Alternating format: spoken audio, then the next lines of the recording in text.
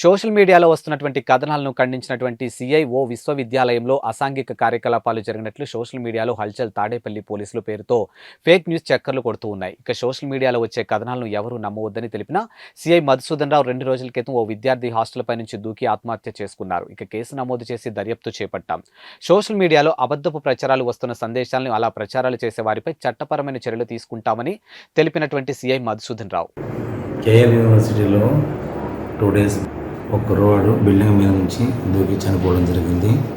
దానికి సంబంధించి ఒక న్యూస్ వైరల్ అవుతూ ఉంది. 2 అబ్బాయిలు ఒక అమ్మాయిని చంపేసి బ్యాగులో పెట్టేసి కాలేజీలోకి తీసుకొని వచ్చారు. పోలీసులు బాడీని పట్టుకున్నారు.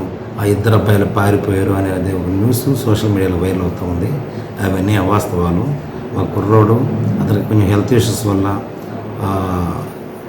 11th ఫ్లోర్లో నుంచి దూకి చనిపోయినట్లుగా మేము ఒక ఎఫ్ఐఆర్ కట్టుకున్నాము. దానికి సంబంధించి ఇన్వెస్టిగేషన్ జరుగుతూ ఉంది. అది తప్ప 2 కుర్రాళ్ళు ఒక అమ్మాయిని చంపడం కానీ, బ్యాగులో పెట్టుకొని పోవడం కానీ, ఆ బ్యాగును పోలీసులు పట్టుకోవడం కానీ, కుర్రాళ్ళు పారిపోవడం కానీ ఏం జరగలేదు. అది అవాస్తవాలు. అలాంటి ఫేక్ న్యూస్ నమ్మొద్దు.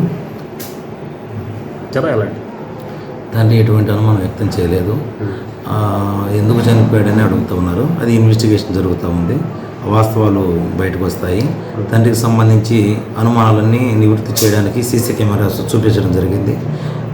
నైట్ 1:09 ప్రాంతంలో అబ్బాయి ఒక్కడే సెల్లార్లో కూడా దూకే వైపుకి వెళుతున్నట్టుగా సీసీ కెమెరాలో రికార్డ్ అయ్యి ఉంది.